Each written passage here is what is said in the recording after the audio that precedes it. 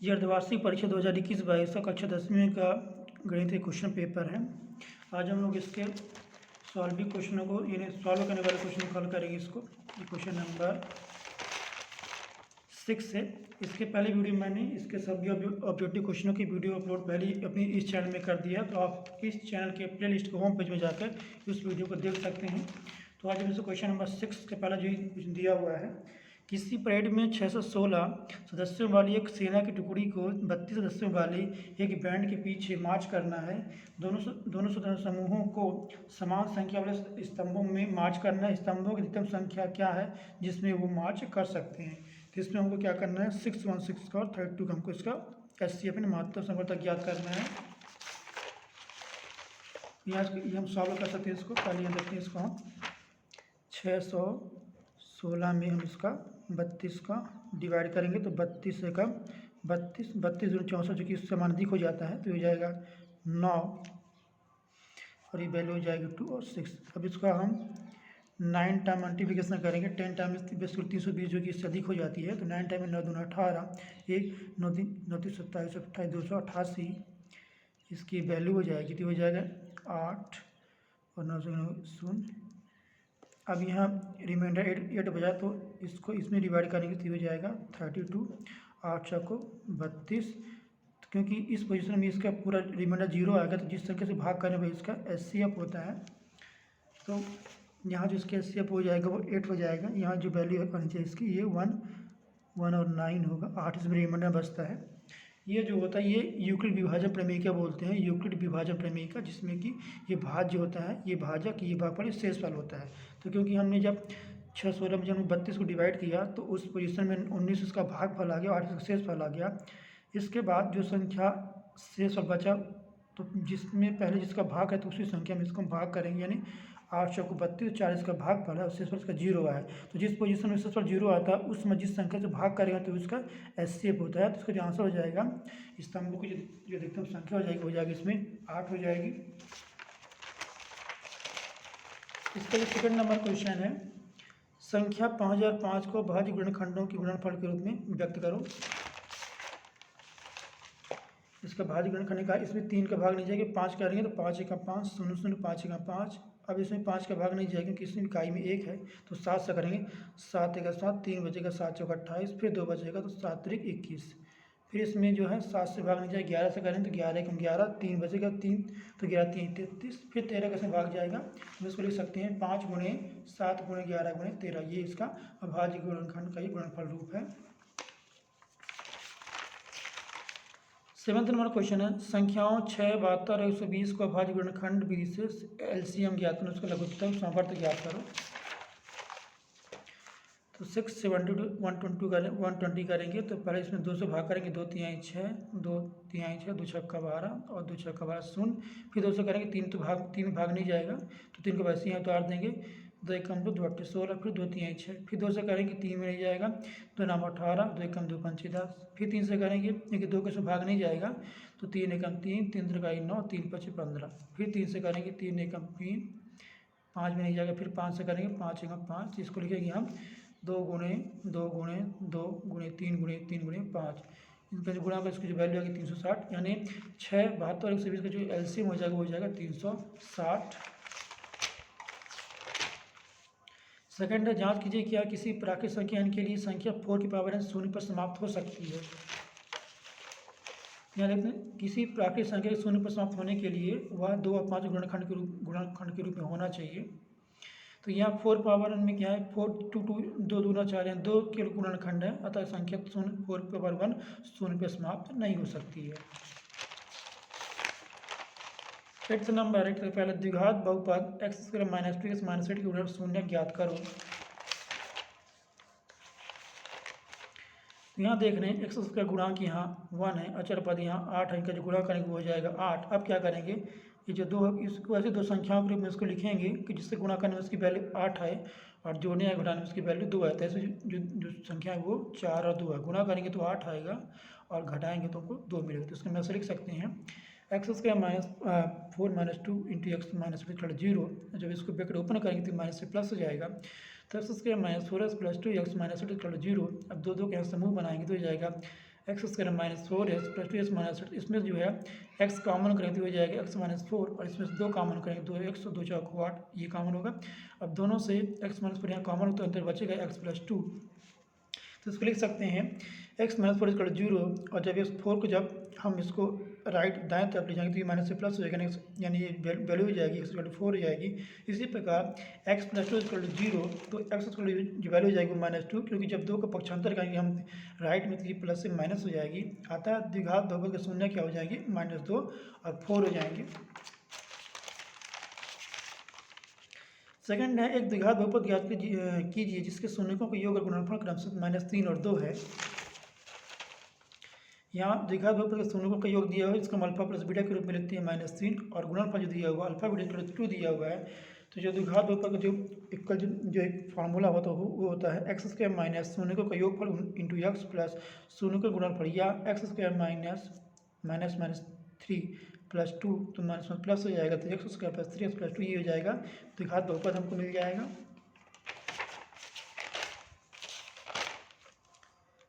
Ninth number है समांतर श्रेणी 21, 18, 15 का कौन सा पद -81 है।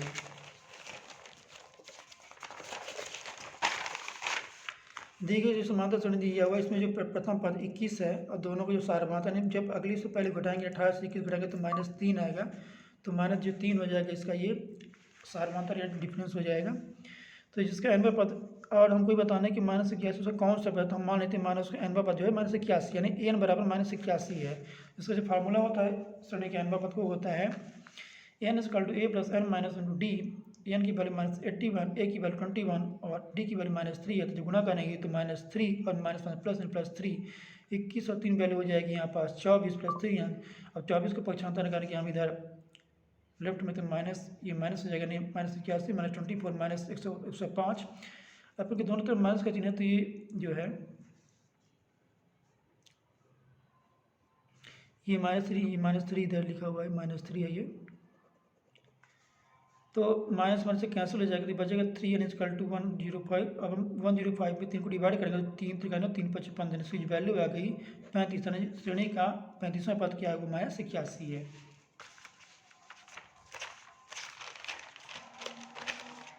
इसी का सेकंड नंबर है श्रेणी 7, 13, 19, 205वें पदों की संख्या ज्ञात करो।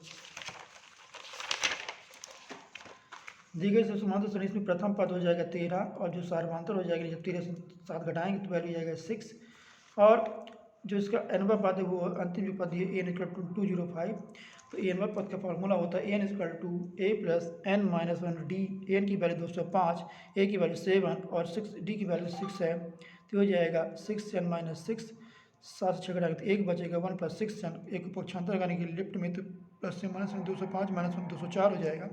अब 204 में 6 को भाग करेंगे तो 6 3 18, 6 4 24, यानी इसका जो वैल्यू है यहाँ पास जो पदों की जो संख्या वो यहाँ हो जाएगी 34, यानी समांतर श्रेणी पदों की संख्या हो जाएगी वो 34 हो जाएगी। सेकंड नंबर इसका जो 10th नंबर है, 10th का फर्स्ट है, AP के प्रथम 4 पद लिखो जबकि प्रथम पद -1.25, सार्वधातुक d = -0.25, इसको सॉल्व करेंगे।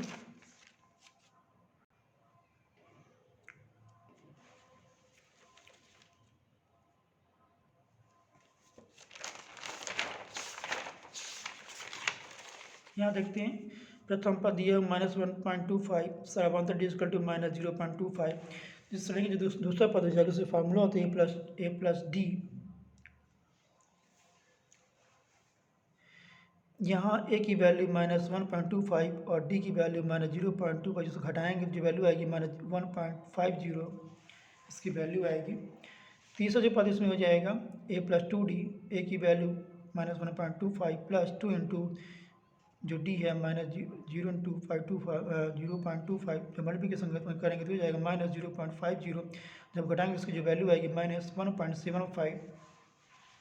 जो चौथा पद इसमें हो जाएगा वो हो जाएगा a + 3d, यानी -1.25 प्लस 3 इंटू डी की वैल्यू है, जब गुणा करेंगे तो उससे मान आएगा -0.75, और जब घटाएं जो जोड़ेंगे अभी तो घटाने का जो साइन, क्योंकि दोनों का चिन्ह सेम होती है आपस में जुड़ जाएगा, लेकिन जो चिन्ह है वो हमेशा माइनस में ही आएगा। यहाँ जो पाँचवा पद हो जाएगा ये +4d हो जाएगा, -1.25 +4 इंटू -0.25 गुना करने से इसकी वैल्यू आएगी 1 आ जाएगी, और जब घटाएंगे इसमें इसकी वैल्यू हो जाएगी इसकी -0.25। तो एपी के जो प्रथम चार पद हो जाएगी वो हो जाएगी यहाँ पास -1.50 -1.75 -2 और -0.25।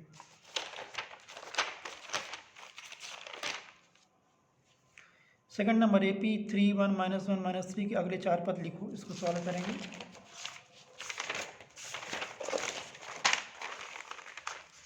तो दी गई श्रेणी है, इसमें प्रथम पद 3 है, सारा मानता जब इससे घटाएंगे तो -2 आ जाएगा। तो श्रेणी का दूसरा पद हो जाएगा +D यानी हो जाएगा 3 + D की वैल्यू -2 घटाएंगे तो 1 आएगा। फिर जो तीसरा पद आ जाएगा A + 2D, तो 3 + 2 × -2 यानी 3 - 4 -1। चौथा पद यहाँ आ जाएगा A + 3 यानी 3 + 3 × -2 यानी -3। पाँचवा पद यहाँ आ जाएगा A + 4 यानी 3 + 4 × -2 यानी -5। तो AP के अगले चार पद हो जाएंगे 1 -1 -3 -5। 11वां नंबर है, आकृति में DE समांतर है BC के, EC का मान को ज्ञात करना है।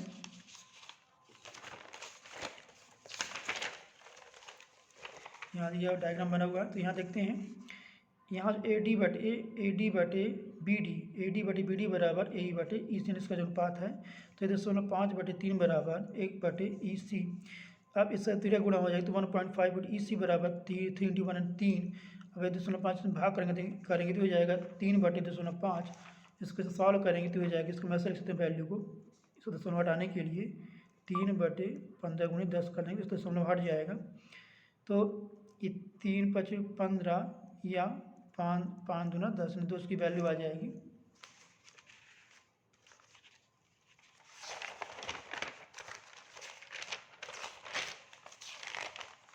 दूसरा है, किसी त्रिभुज PQR की भुजाओं PQ और PR पर क्रमशः बिंदु E और F स्थित हैं। यदि P = 3.9 centimetre, EQ = 3 centimetre, PF = 3.6 centimetre और FR = 2.4 सेंटीमीटर, तब बताओ कि क्या EF समांतर QR स्पष्ट करना है। यहाँ देखते हैं इसको, ये त्रिभुज PQR दिया हुआ है, इसमें PQ की भुजा पर एक बिंदु E है और PR की भुजा पर एक बिंदु F है, और यहाँ दिया हुआ है EF स्थित है, और P की जो वैल्यू 309 सेंटीमीटर, EQ की वैल्यू है वो दिया 3 सेंटीमीटर, PF की वैल्यू 306 सेंटीमीटर, FR की वैल्यू 204 सेंटीमीटर। हमको बताना है क्या EF समांतर है QR के। यदि EF समांतर है QR के तो इनका जो अनुपात आपस में बराबर होना चाहिए, यानी PE बराबर EQ बराबर PF मान FR बराबर होगा, तभी ये आपस में समांतर होंगे। तो देख सकते हैं यहाँ पास PE बटे EQ बराबर PF बटे FR 309/3 बराबर 306/204। इसको सॉल्व करेंगे तो 203 बराबर 3 बटे, तो इसकी जो वैल्यू इक्वल नहीं आ रही है, तो हम बता सकते हैं यहाँ पास EF जो है QR के समांतर नहीं है।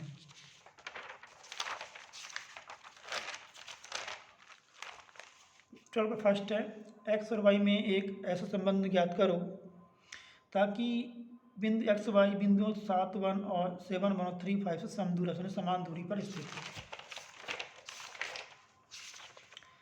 हम इसको मान लेते हैं XY के बिंदु P मान लेते हैं, A जो दिया हुआ 7 1 और B 3 5 है। तो प्रश्न अनुसार हम इसको लिख सकते हैं PA बराबर PB, इसको ऐसा कर सकते हैं, हम पास PA के बिंदु ये है और AB इसको ऐसा मान लेते हैं A और B। तो PA बराबर PB इसके सब समान दूरी पर, इसको हमको क्या करना है, PA बराबर PB सिद्ध करना है, इसको बराबर करना है। तो इसको हम स्क्वायर फॉर्म से लिख सकते हैं। तो हम क्या करेंगे, दोनों बीच दो बिंदुओं के बीच की दूरी का फार्मूला अप्लाई करेंगे। तो ये होता है x2 - x1 का whole square plus y2 - y1 का होल स्क्वायर का रूट। तो Px है और ये A है, तो 7 माइनस या x - 7 का होल स्क्वायर प्लस y - 1 का होल स्क्वायर।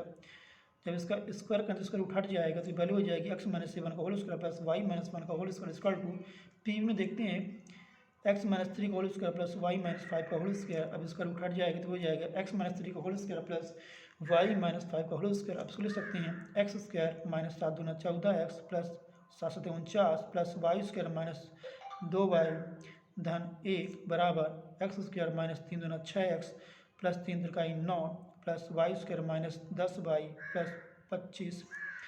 यहाँ जो उसका पक्षांतर करने की पूरी संख्या को जब हम लेफ्ट में इसको तो हो जाएगा x square plus y square minus 14x minus 2y plus 50 4950 minus x square और ये हो जाएगा माइनस वाई स्क्वायर। इसको ऐसा करें, इसको सिंप्लीफाई फॉर्म लिखते हैं, x square plus y square minus 14x plus minus 2y plus 4950, x square plus y square minus 6x minus 10y plus 25 और 9 34। अब पक्षांतर करें इसको हम लेफ्ट में हो जाएगा x square minus plus y square minus 14x minus 2y plus 50 minus x square minus y square minus plus 6x minus plus 10y और माइनस 34। यानी जो इस संख्या को जब हम लेफ्ट में ट्रांसफर करेंगे तो सभी का चिन्ह बदल जाता है। तो एक्स स्क्वायर वाई स्क्वायर यहाँ से कैंसिल हो जाएगा और माइनस 14x प्लस 6 इसको घटाएंगे तो पहले हो जाएगा माइनस 8x और माइनस 2y प्लस 10y हो जाएगा प्लस 8y और 50 34 घटाएंगे तो पहले जाएगी प्लस 16 आएगा। इसमें दो को भाग कर सकते हैं, इसमें 8 से भाग कर सकते हैं तो 8 का मान 8 दूना 16, यानी minus x plus y plus 2 इसका 0। अब क्योंकि इसके एक्स को पॉजिटिव बनाना तो क्या करेंगे, माइनस को दोनों पक्ष में गुणा करेंगे तो माइनस से प्लस हो जाएगी, ये माइनस माइनस हो जाएगा। ये इसका मैसेज ले सकते हैं कि इस माइनस वाई इक्वल टू 2, यानी 2 को जब पक्षांतर करेंगे राइट में तो माइनस से प्लस हो जाएगा। तो ये इसका समीकरण आ जाएगा जब ज्ञात करना था इसमें।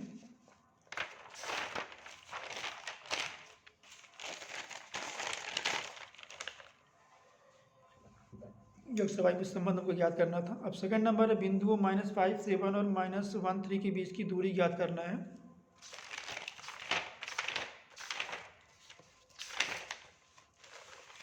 ये दिए गए दो बिंदु हैं, अब इनके बीच की दूरी, इसको x1 y1 मान लेते, इसको x2 y2 मान लेते। इसको जिसको फार्मूला होता है x2 - x1 whole square plus y2 - y1 whole square का रूट, तो -1 - 5 whole square plus 3 - 7 whole square, तो -1 प्लस हो जाएगा तो -1 + 5 होल स्क्वायर -4 होल स्क्वायर। 5 से करेंगे तो 4, तो 4 चौको 16 और 4 चौको 16 हो जाएगा, 16 दूना 32, 32 को ले सकते हैं 4√2 के रूप में। इसका हम ऐसा कर सकते हैं, इसका जब भारी गुणनखंड निकालें तो 2 × 2 2 6 12 2 8 16 2 4 8 2 दूना 4 और 2 × 2 कितना बचा 1 2 3 4 5। जैसे में ऐसा करें हम इसको लिख सकते हैं, क्योंकि कर्णी से वही संख्या बाहर होगी, जब कर्णी तभी घटेगी जब संख्या इस वर्ग यानी 2 के जोड़े के रूप में होती है। इसमें ऐसा करें 1 ये 2, इसका जोड़ा नहीं बना तो इसमें 2 संख्या निकालें, 2 दूना 4 4 बाहर होगा कि 2 का जोड़ा नहीं बन रहा है तो इस कर्णी के अंदर रहेगा, तो इसको लिख सकते हैं 4√2 के रूप में। इसी में 13 नंबर क्वेश्चन है, 13 ये फर्स्ट है। उस बिंदु का निर्देशांक ज्ञात करो जो बिंदुओं 4 - 3 8 5 को जोड़ने वाले रेखाखंड को आंतरिक रूप से 3:1 के रूप में अनुपात में विभाजित करता है।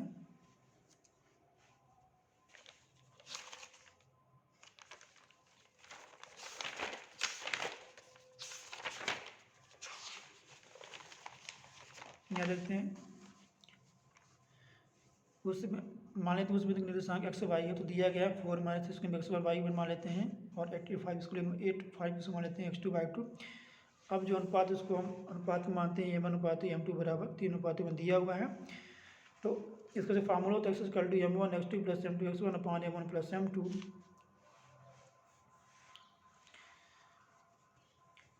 तो इसमें वैल्यू रखेंगे तो m1 यानी 3, x2 यानी 5 प्लस m2 यानी 1 और x1 यानी हो जाएगी यहाँ पास 4, तो 8 3 24 4 24 28 28/4 4 7 28 7 इसका माना जाएगा y के लिए m1 y2 + m2 y1। तो m1 की वैल्यू 3, y2 की वैल्यू यहाँ दिया 5 प्लस m2 की वैल्यू 1 और y1 की वैल्यू यहाँ दिया हुआ है -3। तो -3 5 तो 15 -3/4 यानी हो जाएगा 12/4 4 3 12। तो फर्स्ट बिंदु हो जाएंगे, वो हो जाएंगे यहाँ पास 7 और 3 हो जाएगा।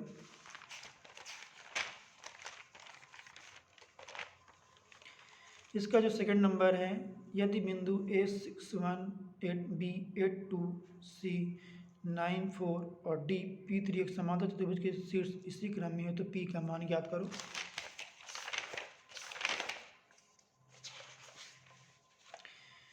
दिए गए समांतर चतुर्भुज के शीर्ष दिए गए हैं, इसको मान लेते ABCD। पहला बिंदु A61 82 94 और ये P3। हमको P का मान ज्ञात करना है। हम जानते हैं जो समांतर चतुर्भुज के जो विकर्ण होते हैं एक दूसरे को बिंदु पर भी समद्विभाजित करते हैं, तो इसको लिख सकते हैं यहाँ पास वैल्यू को 8 + P या ऐसा कर सकते हैं इसको 6+9 equal to P plus eight upon 2। जोड़ेंगे तो 9 6 15/2 बराबर 8 धन p/2। 13 गुणा करेंगे तो 15 दूना 30 और 8 दूना 16 और 2p हो जाएगा। पक्षांतर करेंगे यदि हम इसको लेफ्ट में हो जाएगा 13 माइनस 16 तो 14 हो जाएगा। अब भाग करेंगे 2 सप्ते 6 होता है, यानी पी की जो वैल्यू यहाँ भागी वो हो गई 7।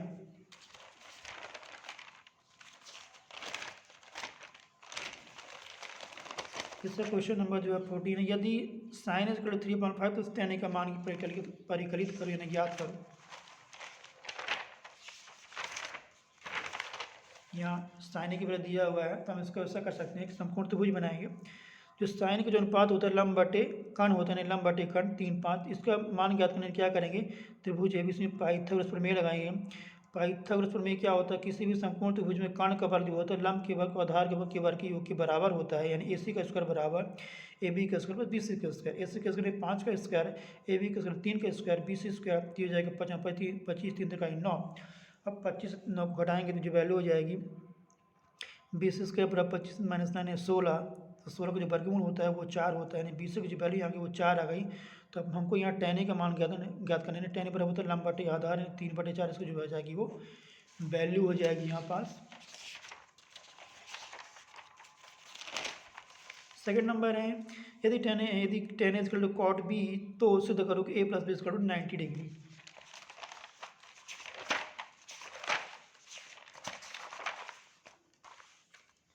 दिया है tan A बराबर cot B, इसको लिख सकते हैं, सिद्ध करना हमको यहाँ पहले A प्लस B बराबर 90 डिग्री। तो यहाँ लिख सकते हैं tan A को लिख सकते हैं tan A बराबर cot B, या cot B को लिख सकते हैं यहाँ पास tan 90 माइनस B, क्योंकि tan 90 माइनस थीटा बराबर cot थीटा होता है। तो यहाँ tan A कैंसिल होती बचेगा A equal to 90 minus B। B को पक्षांतर करेंगे लेफ्ट में हो जाएगा A माइनस से प्लस से प्लस B हो जाएगा, यानी 90 A प्लस B बराबर हो जाएगा 90 डिग्री हो जाएगा। 15 का फर्स्ट है, उस त्रिभुज का क्षेत्रफल ज्ञात करो जिसके शीर्ष 1 -1 -4 6 और -3 -5 है।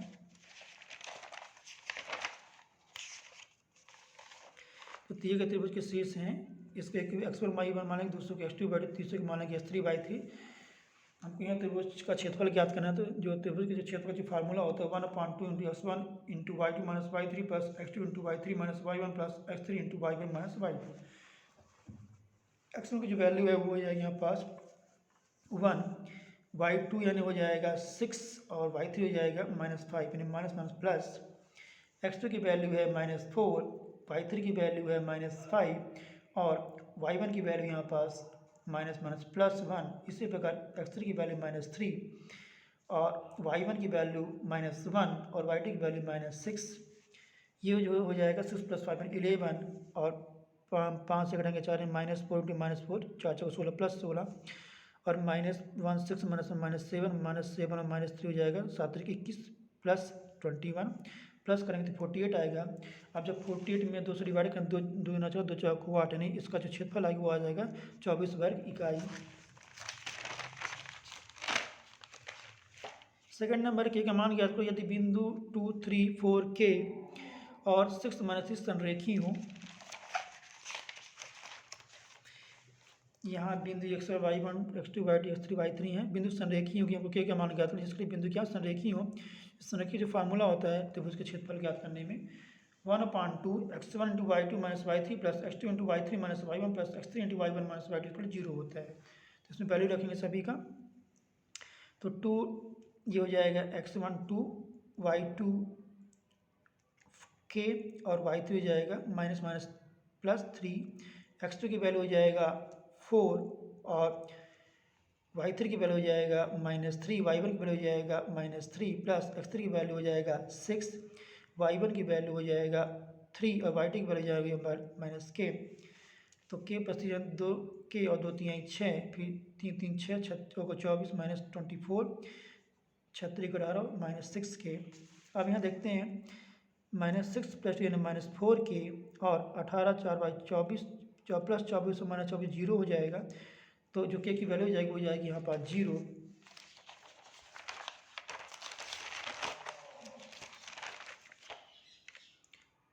सोलह नंबर है, गुणनखंड B से समीकरण √2x² + 7x + 5√2 = 0 को हल करना है। यहाँ देख रहे हैं, हम देखते हैं कि हम इससे गुणा करेंगे 5√2 और √2 कति हो जाएगा 5√2 इंटू √2, तो √2 इसका रूट हटेगा तो 2 हो जाएगा, यानी 5 गुणे 2 बराबर 10 हो जाएगा। तो हम इस संख्या को ऐसे दो संख्या में डिवाइड करेंगे, गुणा करने में उसका मान 10 आ जाए, जोड़ने में उसका मान 7 आए, तो ऐसी जो संख्या है वो 5 और 2 है, गुणा करेंगे तो 10 आएगा, जोड़ेंगे तो 7 हो जाएगा। तो लिख सकते हैं वैल्यू को √2x² plus 5 plus 20x plus 5 √2 0। अब गुणा करेंगे x का तो हो जाएगा √2x² plus 5x plus 2x plus 5 √2 0। दो दो का समूह बनाएंगे तो हो जाएगा 2x² plus 5x plus 2x plus 5 √2 0। दोनों से x कॉमन करेंगे तो हो जाएगा 2x प्लस 5, यहाँ से √2 कॉमन करेंगे तो ये रूट यहाँ आ जाएगा, क्योंकि जब रूट गुणा करें तभी ये 2 बनेगा। यहाँ से 5 बचेगा, तो दोनों से 2x प्लस 5 कॉमन हो जाएगा, फिर बचेगा x प्लस 2 बचेगा। अब इसका हमको x का मान ज्ञात करना, तो क्या करेंगे 2x प्लस 5 0, और जब 5 ऊपर छांतर करेंगे राइट तो माइनस प्लस से माइनस हो जाएगा, और √2 को डिवाइड करेंगे तो हो जाएगा x -5/√2। इसी प्रकार x प्लस √2 0 और √2 को जब छांतर करेंगे राइट में हो जाएगा प्लस से माइनस, यानी x यहाँ हो जाएगा -√2।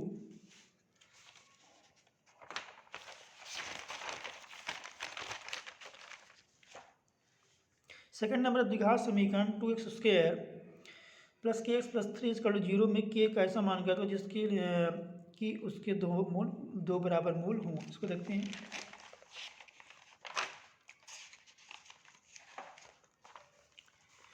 दिएगा द्विघात समीकरण है, k का मान क्या था इसके लिए, तो इसके दोनों मूल बराबर हो, तो क्या करें दोनों मूल बराबर होंगे यदि d 0, d की जो वैल्यू होती है b² - 4 0, b² यानी इसका a की वैल्यू 2, b की वैल्यू k और c की वैल्यू हो जाएगा 3।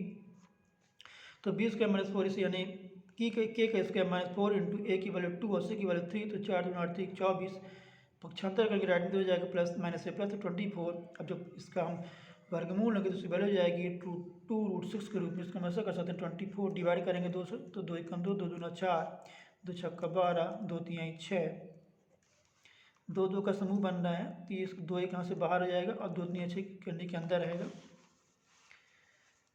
तो ये k का मान आ जाएगा 17 है। 3 अंकों वाली कितनी संख्या 3 से विभाज्य है, तो यहाँ देखते हैं 3 अंकों वाली जो संख्या है, जो इसके जो कम से कम जो संख्या होती है 3 अंकों की, जो सबसे छोटी संख्या होती है वो 100 होती है। तो 100 में 3 से डिवाइड करें तो इसकी वैल्यू कितनी आएगी 3 त्रिकाई 9, और ये हो जाएगा 1, फिर 3 से करेंगे 3 त्रिकाई 9, फिर 1 बचेगा, यानी इसमें भी 1 का भाग नहीं जाएगा। जब ऐसे करें यदि इसको 1 से करें तब इसमें नहीं भाग जाएगा। यदि इसको 102 करें, या इसमें ऐसा करेंगे 3 से घटाएंगे 2, यानी इसमें यदि 2 को जोड़ें तो जो वैल्यू आ जाएगी 102, यानी 102 में यदि 3 से डिवाइड करें तो ये हो जाएगी वैल्यू 3 त्रिकाई 9, 3 चौके 12, यानी इसकी जो प्रथम जो संख्या होगी जो 3 से विभाज्य होगी 3 अंकों की 102 हो जाएगी, और जो अंतिम संख्या होगी वो जाएगी 999, क्योंकि 3 अंकों की जो अधिकतम संख्या होती है 999 होती है, और 999 3 का पूरा भाग चला जाता है, तो ये उस श्रेणी का ये अंतिम पद होगा। प्रथम पद होगा 102, यहाँ प्रथम पद 102 होगा जो दोनों का सार्वधान्तर है, यानी जब 105 से 102 घटाएंगे तो उसकी बढ़ जाएगी 3, और जो अंतिम पद n पद वो 999 है, तो जो श्रेणी का जो n पद हो जाएगा वो जाएगा n = a + n - d, तो 999 बराबर 102 धन n - d, तो 3n - 3। अब 102 और -3 घटाएंगे तो 99 आएगा, 99 को 999 से घटाएंगे तो 900 आएगा। अब 900 में 3 का जब भाग करेंगे तो आ जाएगा 300, यानी जो संख्याएं जो श्रेणी उसमें भी जो अभीष्ट जो क्रम है उसमें संख्या वो 300 होगी। इन 300 वो संख्या होगी क्रम से, जिसमें 3 का पूरा भाग चला जाएगा और वो 3 अंकों की होगी।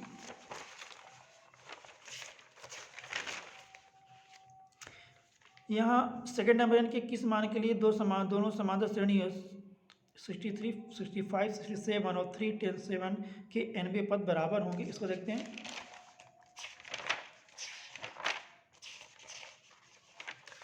दी गई प्रथम समांतर श्रेणी है 63, 65, 67, और जो दूसरी श्रेणी है समांतर श्रेणी है 3, 10, 17।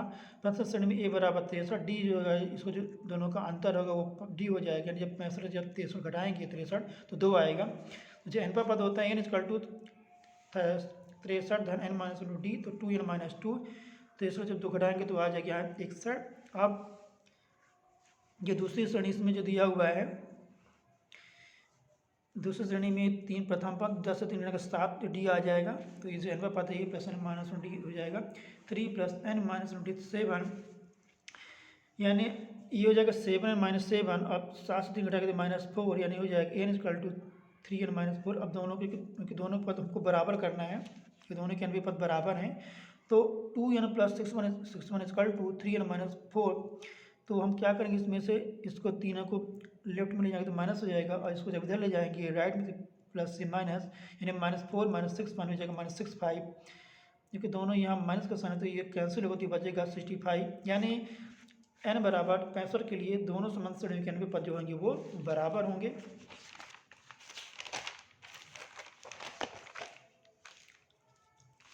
अठारह नंबर है, यदि कोई रेखा एक त्रिभुज एबीसी की भुजाओं AB और AC को क्रमशः D और E पर प्रतिच्छेद करे तो तथा BC के समांतर हो, तो सिद्ध करो कि AD upon AB equal to AE upon EC। इसको हमको AC सिद्ध करना है।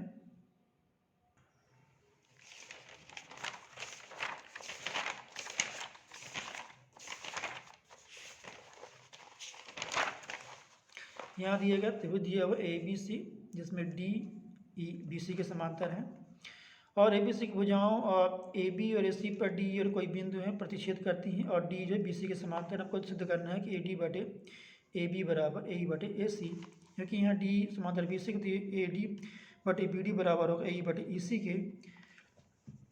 या हम इसको ऐसा कर सकते हैं, यदि इसको उल्टा लिखते हैं BD बटे D बराबर EC बटे AE। अब हम इसमें कर सकते हैं दोनों तरफ, यदि 1 को प्लस करें तो BD upon AD plus 1 equal to EC upon AE but plus 1, तो ये हो जाएगा BD plus AD upon AD equal to EC plus AE upon AE। अब BD प्लस AD हो जाएगा AB हो जाएगा, इसी प्रकार AE प्लस EC AC हो जाएगा। तो हम इसको लिख सकते हैं AB बटे AD बराबर AC बटे AE, या इसको यदि उल्टा करें तो AD बटे AB बराबर AE बटे AC, हमको ये सिद्ध करना था। सेकंड नंबर है, ABCD का समलंब चतुर्भुज है जिसमें AB समांतर DC तथा इसके विकर्ण परस्पर बिंदुओं पर प्रतिच्छेद करते हैं। दर्शाना AO बटे BO बराबर CO बटे DO।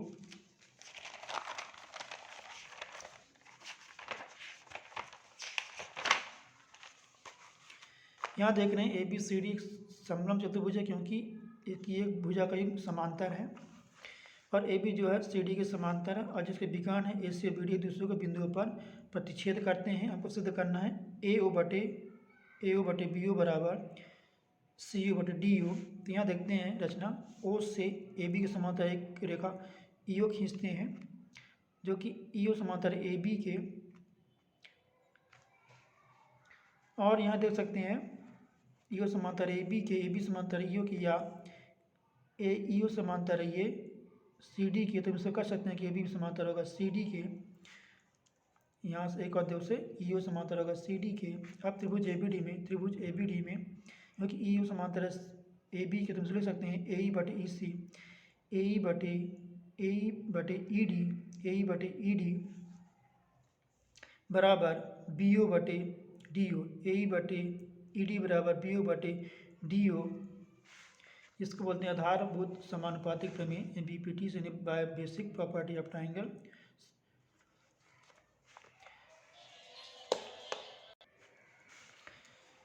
इसी प्रकार हम त्रिभुज ACD में देखेंगे। त्रिभुज ACD में EO समांतर है DO के, EO समांतर है CD।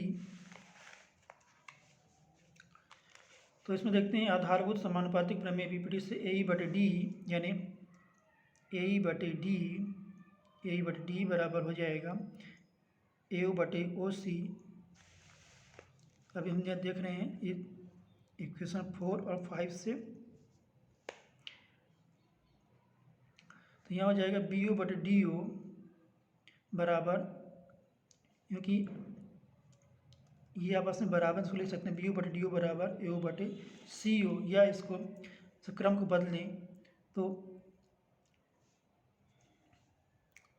ये AO बटे CO बराबर BO बटे DO, इसको नीचे लाएं तो AO बटे BO बराबर हो जाएगा CO बटे DO। और ये हमको इसमें सिद्ध करना था AO बटे BO बराबर CO बटे DO। 90 नंबर एक बिंदु ए से जो एक वृत्त के केंद्र से 5 सेंटीमीटर की दूरी पर है, वृत्त पर स्पर्श रेखा की लंबाई 4 सेंटीमीटर, वृत्त की त्रिज्या ज्ञात करो। यहाँ देखते हैं एक बिंदु से 5 सेंटीमीटर की दूरी पर एक बिंदु है और स्पर्श रेखा की जो लंबाई है इस बिंदु से स्पर्श रेखा की लंबाई इस पर 4 सेंटीमीटर है।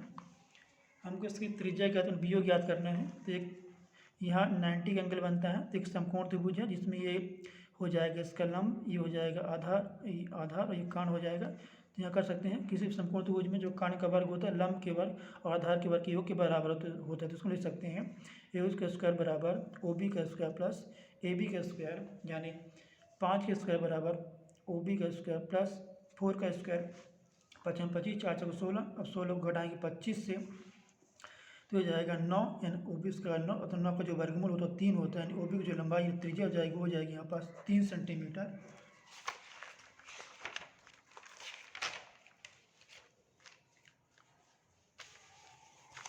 सेकंड नंबर इसी में दो सकेंद्र वृत्तों की त्रिज्याएं 5 सेंटीमीटर 3 सेंटीमीटर है। बड़े वृत्त की उस जीवा की लंबाई याद करो जो छोटे वृत्त को स्पर्श करती है। सकेंद्र वृत्त ऐसे दो वृत्त होते हैं जिसका केंद्र एक ही होता है, उसको सकेंद्री वृत्त बोलते हैं। यहाँ देखते हैं ये दो वृत्त हैं जिसका केंद्र एक है, एक की जो त्रिज्या वो 3 सेंटीमीटर, जो बड़े जो वृत्त है उसकी जो त्रिज्या वो 5 सेंटीमीटर है, और जो बड़ा वृत्त है उसको जीवा इसको एक बिंदु पर स्पर्श कर रही है छोटे वृत्त को। हमको इस जीवा की लंबाई ज्ञात करना है। तो हम देखते हैं यहाँ पास एक समकोण त्रिभुज बनना AMO, यहाँ 90 का एंगल बनता है। तो समकोण त्रिभुज में काण का वर्ग बराबर लंब का स्क्वायर आधार का स्क्वायर करेंगे। त्रिभुज AMO में OA का स्क्वायर बराबर OM का स्क्वायर प्लस AM का स्क्वायर, यानी 5 का स्क्वायर बराबर 3 का स्क्वायर धन AM का स्क्वायर 25 9। अब 25 से 9 घटाएंगे तो ये हो जाएगा 16, 16 का जो वर्गमूल हो जाएगा वो 4। तो 4 इसकी लंबाई पूरी लंबाई क्योंकि ये जो बिंदु है इसको ये समद्विभाजित यानी दो समान भागों में बांट रहा है, तो इसका मध्य बिंदु होगा। जब इसका डबल करेंगे तो पूरी की लंबाई यानी पूरी जीवा की लंबाई मिलेगी, तो हो जाएगा AB बराबर हो जाएगा 2 × AM बराबर 2 4 को 8 सेंटीमीटर पूरी ये जीवा की लंबाई आ जाएगी जो कि छोटे वृत्त को स्पर्श कर रहा है। इसका जो 20 नंबर क्वेश्चन है, रैखिक समीकरण x + 3y = 6 3x - 3y = 12 को प्रतिस्थापन भी से हल करना है। 20 नंबर है।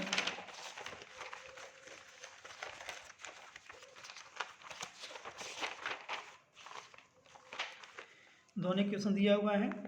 अब एक हम क्या करेंगे, इस वैल्यू x = हम 6 - 3 यानी 3 वर्ग जब पक्षांतर करेंगे राइट में तो प्लस से माइनस हो जाएगा, इसको क्वेश्चन 3 नाम करेंगे। इसके बाद इस वैल्यू को हम 2 में रखेंगे तो हो जाएगा 2 × x = 6 - 3y - 3y = 12, 2 छक्का 12 2 3 6 - 3y = 12। अब 6 और 3 9 हो जाएगा, -9 पे 12 को पक्षांतर करेंगे राइट में तो प्लस से माइनस में 0 हो जाएगा, यानी y की वैल्यू यहाँ 0 हो जाएगी। अब y की मान को हम 3 में रखेंगे तो ये हो जाएगा 6, यानी हमको x के यहाँ मान मिला 8।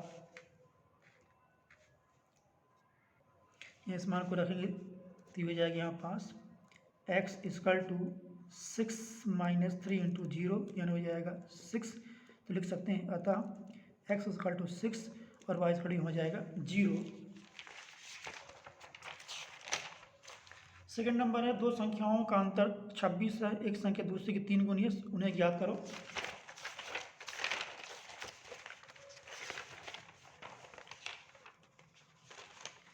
हम माने दोनों संख्या x और y है, दोनों का जो अंतर जो घटाना अंतर है डिफरेंस वो 26 है और एक संख्या दूसरे की 3 गुनी है, x = 3y।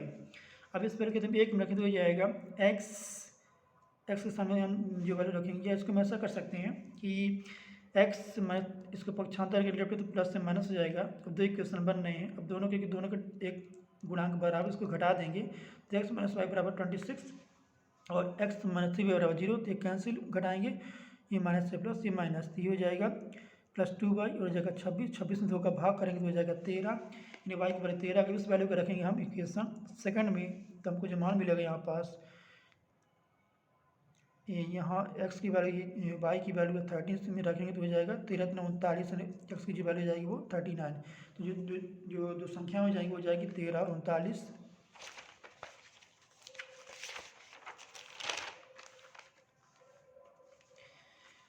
इसके बाकी क्वेश्चनों को हम अगले वीडियो में कंप्लीट करेंगे। Thank you for watching video. यदि आपको किसी प्रश्न में किसी क्वेश्चन में कोई दिक्कत है तो कमेंट करके जरूर बताएं और वीडियो को लाइक जरूर करें। जो लोग पहली बार चैनल को देख रहे हैं चैनल को सब्सक्राइब कर लें, जिससे हम इससे संबंधित जो भी वीडियो बनाएंगे उसकी मैसेज या उसका नोटिफिकेशन आप लोगों के पास पहले से पहुँच जाएगा। Thank you for watching video.